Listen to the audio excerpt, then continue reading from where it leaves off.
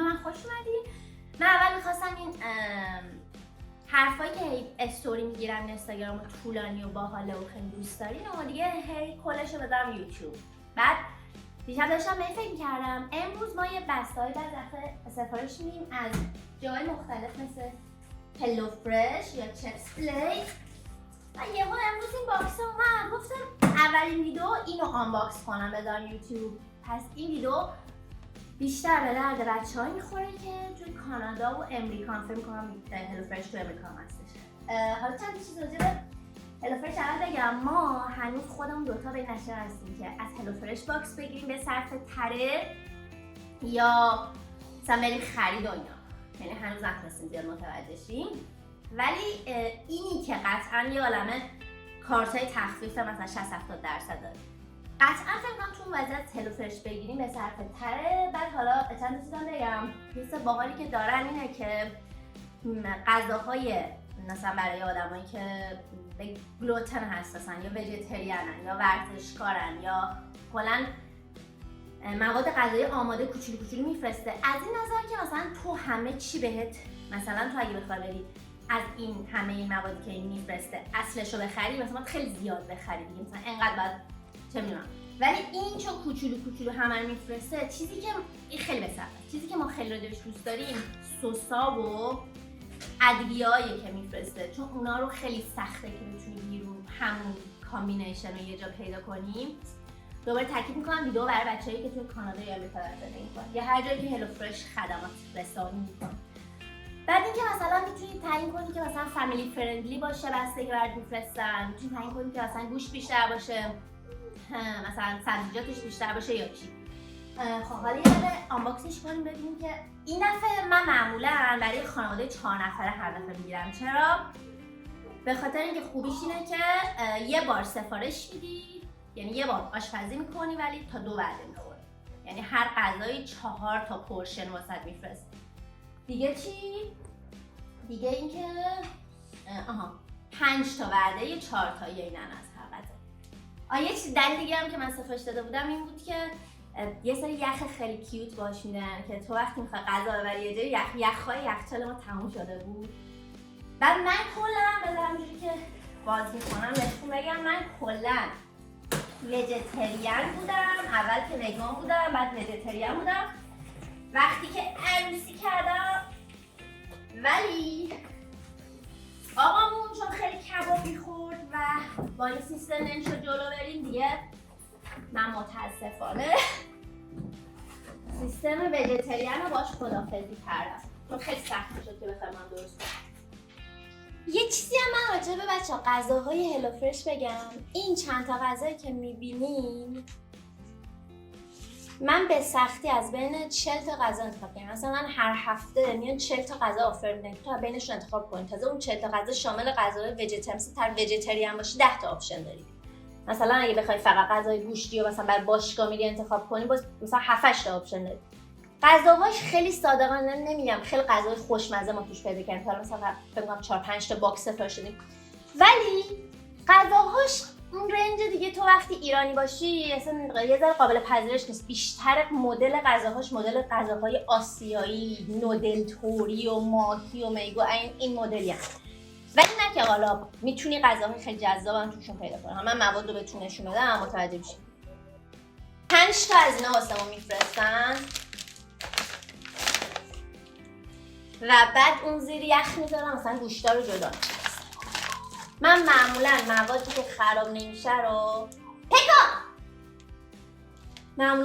موادی که خراب نمیشه رو میذارم توی یه بگ اینطوری بمونه و بگا رو همینجوری میذارم توی یخچال، چون که اسم غذاها رو روی هر بسته مینویسن. الان کنین بیف برگر اند گریک استایل سالاد، اسم غذا مینویسن. بعد تو اگه مواد رو جابجا کنی اصلا یادت میره کدوم ماده مال کدوم بوده و بعد هی از روی اون دستور غذایی دونه دونه پیدا کنی. چاقو کجا گذاشتم؟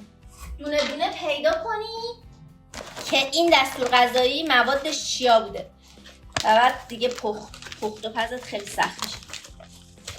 من سریع اینو الان باحالیش اینه، اینی که میگی میارزه بچه‌ها این قیمت این بدون تخفیف این باکس که شامل یه مدل غذا برای 4 نفره تقریبا قیمت هر دونه غذاش $10 میشه. تو تخفیف اون قیمت $3-4 میشه. ولی مثلا تو اول همین رو میبینی که این بسته اسفناج داشته. این بسته اسفناج حالا با همین گرماژ بخوای تقریبا از بیرون بخری $3-4 خودش. یعنی در واقع میبینی که احتمالاً میارزه.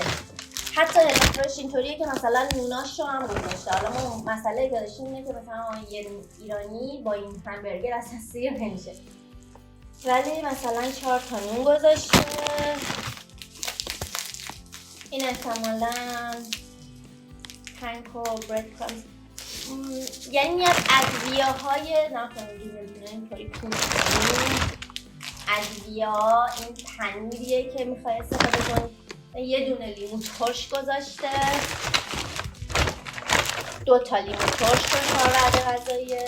بذار کنیم یه مدل سبزی که اورگانو آویشن کوچولو مثلا 2-3 تا جوری شاخه آویشن گذاشته. من دارم روی این میز آنباکسینگ میکنم به خاطر اینکه میز آشپزخونه پره هنوز جای وسایل صبحونم بود. مثلا 2 تا گوجه فرنگی گذاشته. من اینو خیلی دوست دارم چون تو اگه بخوای بری گوجه فرنگی بخوای بری و خود مایونزشو، حالا گوشتشو جدا اون زیر گذاشته. من سریع بقیه‌شم بگم. این مثلا توی اسم غذا رو بهتون بگم پارتی بیف اند بلک بین چیل. گوشت یه چیزی گوشت و لوبیا سیاهه یه همچین ترکیب. مثلا کنین 2 تا کنسرو لوبیاشو اینطوری گذاشته، 2 تا سیب زمینیشو گذاشته خودش. کراش تومیتو مثلا اومده اون حالت ربه مثل ما یه ذره از ربه ما سفته فرق داره. مثلا اونو جدا گذاشته توی باکسی. پنی پیتزاشو گذاشته 2 تا از اینا. خب این همچین چیزی وقتی قراره که برای 4 نفرش تقریبا $40 در میاد، یعنی این باکس $40 ولی با تخفیفش مثلا تو اکثرا میتونی با تخفیف بگیری. مثلا اگه بخوای $4 و $16 میشه، یعنی هر غذایی که میخوری $4 میشه، خیلی میارزه. چون که همینا رو بخوای بری از بیرون بخری یهو $16 نمیشه، یهو مثلا میشه $56. دوباره از اینا و مثلا ساور کریم، اون پنیری که روش میریزی و اینطوری کوچولو. من آشنا به چیزای کوچولو بسته‌بندی کوچولو.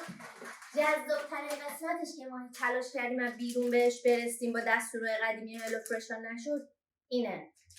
مثلا مکزیکن سیزنینگ، یعنی ادویه مکزیکی، مثلا ادویه‌هاشو خودشون میذارن و این خیلی چیز جذابیه. کوچولو و یه ترکیبیه که تو از بیرون معمولا سخت پیدا می‌کنی. حتی میان بیف فلیور، مثلا من دیدم آبلیمو کوچولوهای روش هم میذارن که ادویه است. 2 تا سیزنینگ دیگه هم اینطوره. من برم سراغ باکس بعدی. این بچه داشت هی صدا در می آورد که ببینه چه خبره، مجبور شدیم بریم ساکتش کنیم. باکس بعدی اسم غذا هم بخونم. ماشروم راویولی این پارمزان ساس. یه چیز ایتالیاییه. مثلا میبینیم من اومدم توی اون لیست غذا چیزایی که بیشتر تم غذاهایی که باش آشناییمو برداشتم این دفعه. حالا میتونی مثلا با تم ورزشکاری انتخاب کنی، با تم اسفناج. بیاین یه بار تخمین بزنیم این باکس مثلا باید چقدر بشه. این تقریبا $3 اسفناجه. دوباره گوجه فرنگی،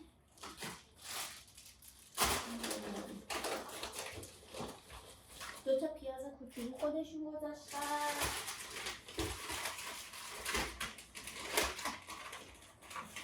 و بچه‌ها ادویه هاشا من دوباره خامه، پارمزان و کریم ساس. یه چیز باحال بچه‌ها، بعضی وقتا a note about this week's baby tomatoes نکنین خیلی بامزن. وقتی که یه دستور غذایی یه ذره داشته تقدیم میشه، مثلا قرار بوده بیبی تومیتو بفرستن، گوجه فرنگی کوچولو، به جاش اومدن گوجه بزرگ فرستادن و نداشته، مثلا تو انباشون تموم شده یه نامه کوچولو اینجوری تو اون همون دستور غذایی خاص میفرستن، اینجوری اسخای میکنن میگن میتونی از اینم استفاده کنی و فرقی نداره. حالا گوشتاش پایین جعبه است. مثلا من بخوام اینو میگم تخمین قیمت بزنم، به نظرم بیشتر در میاد، بیشتر باکساش از این قیمت که میدن، خیلی هم بیشتر در میاد و خب پس میارزه، چون احتمالا اینا از یه جایی مثلا زیادتر میگیرن و بعد خودشو بستر میکنن در میاد. بعدی رو بخونیم با هم. بعدی بیف تاکیتوز. خب ببین این نون کوچولوهاشو خودشون فرستادن، از این شبیه غذا مکزیکی هست که تو نونه و دوباره گوجه فرنگی فرست. بچه من فکر کنم همه غذایی که توش گوجه فرنگی رو انتخاب کردن، چون عاشق گوجه هم. دوباره گوجه فرنگی فرستادن و دوباره و من گوجه فرنگی دوست ندارم. آره محمد مهدی گوجه فرنگی زیاد خوشش نمیاد، ولی گوجه پخته دوست داره. درست. ولی به این سساشو اینطوری فرستادم من دیگه. مثلا انچیلادا اسپایس بلند، یه چیز باحالی که بچه‌ها سرآشپزا، خب یه سری سرآشپز میان این غذا رو طراحی میکنن، توش میذارن، میگم میکس ادویه‌هایی که میذارن و تو مثلا این میکس رو تو مغازه‌های دیگه که اینجا هست باید خیلی بگردی تا بتونی عین این میکس رو پیدا کنی. پنیر پیتزا، خامه‌ای که روی غذا استفاده میکنی، توماتو سس، حتی سس گوجه فرنگیشو گذاشتم. بعد یه سه باحال بچه‌ها همینجا دوباره یادآوری کنم، روی این دستور غذایی من چون خیلی آدم دقیقی هم معمولا تایمر میزنم. خب می نویسن که این غذا دارم پیدا میکنم نکنی 25 to 35 minutes، می نویسن که این غذا بین 25 دقیقه تا 30 دقیقه طول کشه آماده شه و من معمولا تایمر میزنم و معمولا واقعا درسته. یعنی تو اگه واقعا گوش بدی فرو موقعی که میذارن دست غذایی که اول گوجه ها رو بشوریم بعد فرو رو روشن کنیم، واقعا انگار اینا رو هم اندازه میگیرن و این خیلی برام جالبه. بعدی رو باز کنم، اسم غذا چیه؟ Italian herb chicken and pea risotto. میبینید بیشتر سیستمایی که انتخاب کردم، یعنی چون چینی ژاپنی خیلی غذاشون و ایتالیایی، بیشتر غذاش انگار ایتالیایی. دوباره اسفناج، من اسفناج و گوجه خیلی دوست دارم. اسفناج ای نه، نخود فرنگی پیاز، بچه ها برنج باورتون میشه. دوباره پارمزان، دوباره ایتالیان سیزنینگ، گارلیک سالت، نمک سیر، چیکن رول. خب بچه ها معمولا چیزایی که خراب میشه رو این ته میذارن با گوش با یخ. حالا خسیس شدن، من یادم دفعه قبل تو باکسشون 10 تا از این یخا بود و مثلا چرا اینقدر گوشتش کم شده؟ ببین سیر رو گذاشته، سیر افتاده. من معمولا سیرش رو این ته میزنم، سیری که خوب برای کل غذا استفاده میشه. این گوشت های چرخ کرده لین گراوند بیف، گوشت چرخ کرده هایی که و روش نوشته مثلا مال کدوم دستور غذاییه و تو میتونی با اونا مچ کنی. گوشت چرخ کرده هایی که برای غذا استفاده میشه. نمیدونم چرا این همه غذای گوشت چرخ. محمد مهدی عاشق کلا گوشت چرخ کرده و گوشت گاو. من به جز اون گوجه از اینا خیلی احتمالا سفارش دادم. این عشق منه که مال غذای ماشروم راویولیه، خیلی چیز جذابیه. و مثلا کنید بچه این مال یکی از غذاست، فکر میکنم همین بسته رو بخوای بخری مثلا بین $12 تا $20 بعد پول بدی. این در صورتی که یه باکس غذا رو تو داری میخری با بقیه مخلفاتش و اینم باش میفرستن. پس به صرفه 2 تا هم از اینا بود. اینو بگیر. خب بچه‌ها ممنون که به این آنباکسینگ ما گوش دادین و تماشا کردین و اینا.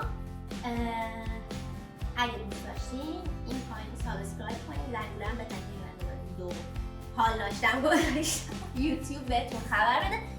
معمولا ویدیوهایی که میذارم احتمالا استایلش اینطوریه که میشینم راجع به یه موضوعی که خیلی جالبه حرف میزنم. این کار معمولا خیلی از من بعیده، ولی امروز تو باکس اومد. من امروز میخواستم یوتیوب رو شروع کنم، گفتم بذارین ما باکس کنم. امیدوارم که یه هفته خیلی خوب پر از شادی و عشق و از این چیزا داشته باشین و